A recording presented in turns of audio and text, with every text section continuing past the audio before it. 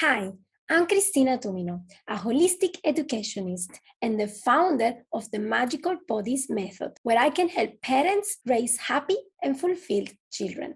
Welcome to part 2 of the episode entitled Montessori at Home. In part 1, I talk about whether a parent can teach. I revisited the purpose of education and some important dynamics of teaching. I also answered the question of what do I teach? What can I teach, especially when I'm educating at home? I will continue here answering some other questions about this topic. Next in my list is how do I teach? As mentioned in part 1, play is crucial for children. It's an important part of their life and their learning. So play can be a powerful tool to teach children of any age. Also, when teaching, you can use what is called sustained shared thinking. With this, we can model good language and encourage children to extend their thinking. You sustain thinking in a conversation with your child when you're working together, both contributing ideas and engaging in real conversations, like when you're talking to an adult. Listen to them. See what they already know. Maybe they know more than what you might think. While you're conversing with your child, ask open-ended questions, such as, what do you think of this? Or what if we do this? Or how do you think this happened? Where can we find out more? Etc., etc., etc. In this way, children are more stimulated to find their own solutions, to think for themselves, while adults learn more about their child's understanding and knowledge. In fact, by developing good observation skills, you will learn to understand what activities are more interesting for your child to explore and learn from. The best way to teach is by letting children think for themselves, find their own solutions, take their own risks, and take on responsibility for their actions. When you talk to them, look straight into their eyes and physically go down to their level if you need to, especially when you are setting up rules and boundaries. Be clear in your instructions and tell them what you expect from them. And if necessary, ask them to repeat. Trust in their learning capabilities. Rather than protect them or do things for them, show them how to assess risks. This can be the case, for instance, when you are cooking.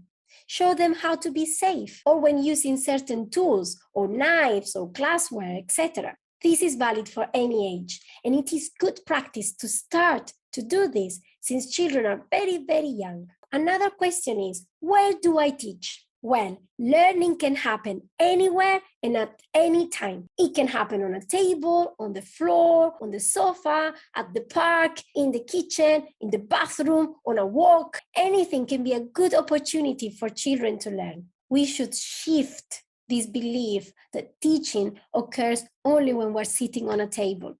We must remember that children need to move. They have this energy, this inner force, and forcing children to study certain things and concentrate until they learn can break their spirit and their enthusiasm for learning. Next question, when do I teach? Remember, home education shouldn't be a recreation of the school environment. As I said before, children are constantly learning. Saying that, Montessori normally uses what is called the work cycle. This happens in a prepared environment and it lasts for around 2.5-3 hours, where the child can choose which activities to work with. And this includes as well preparing the snack and keeping all the environment always tidy and clean. Here is a clip, a video on YouTube of how the work cycle works in a Montessori setting. The boy in question is 4 years old.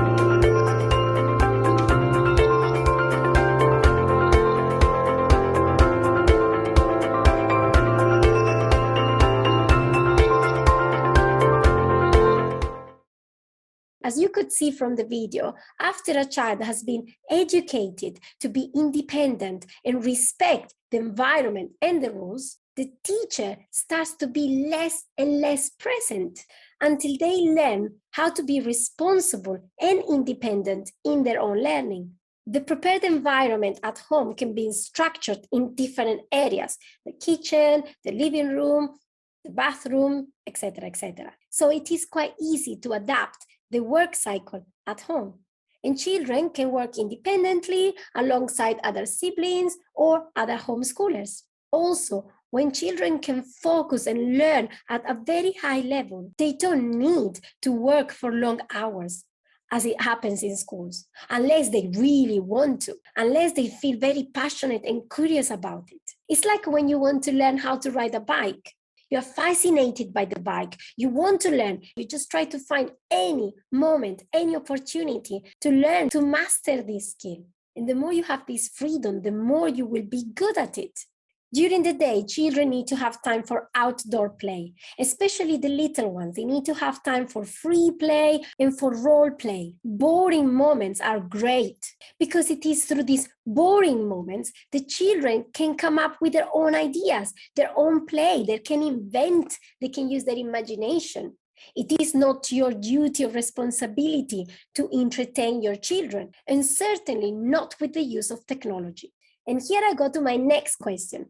What about screen time and video games? Can these be part of free play?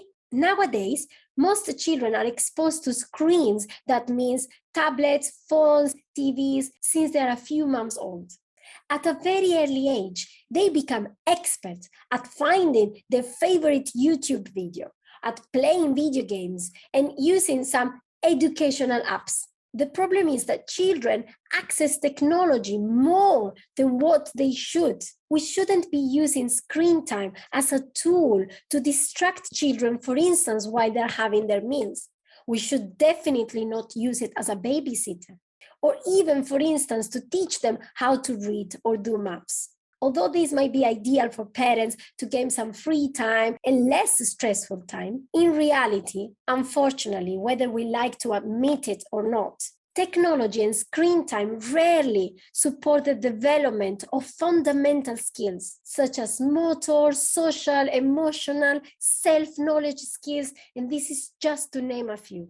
More often than what we might think, its use instead creates additions, serious physical problems, emotional imbalances, mental health issues, sleeping issues. It reduces attention span, and so on. Children should spend time moving, playing, inventing their own play, eating all together with their parents with no screens on, reading books, spending time outdoors, and learning about nature. They need to strengthen the synapses in their brain through the use of their whole body. And this is why we have a body to use it.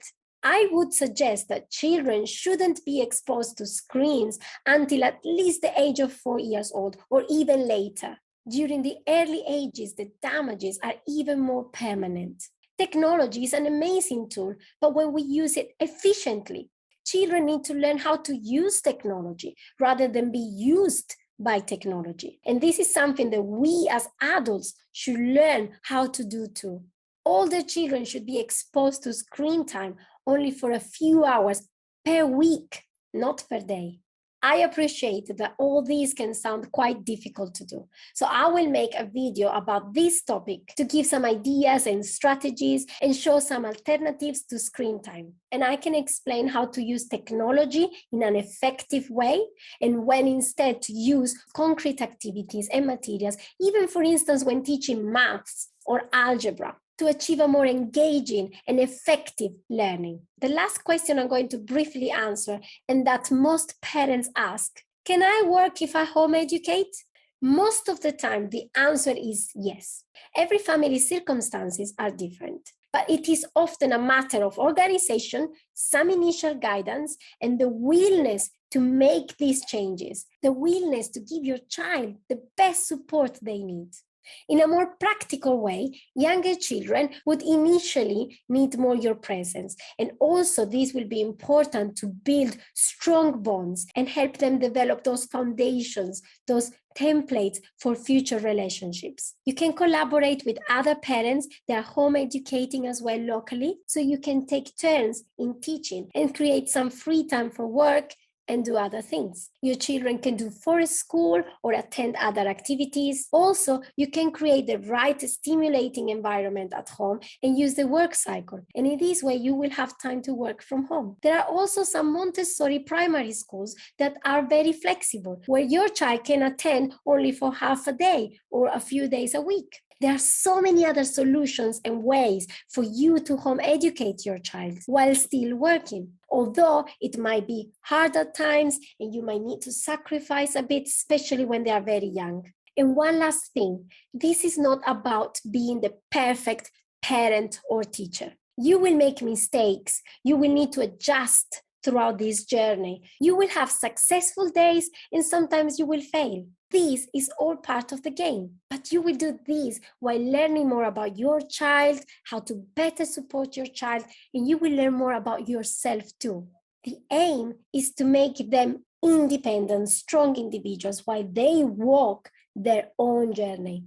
If you would like to find out more on how to educate your child at home, need some advice on how to create a prepared and stimulating environment, or if you have any questions, please contact me at info@magicalparenting.co.uk. Thank you for listening and share this video if you like it, or if there is someone that you think that might need to watch it. See you in my next video, and please subscribe and don't forget to activate the notification bell to don't miss out on other important topics. Bye!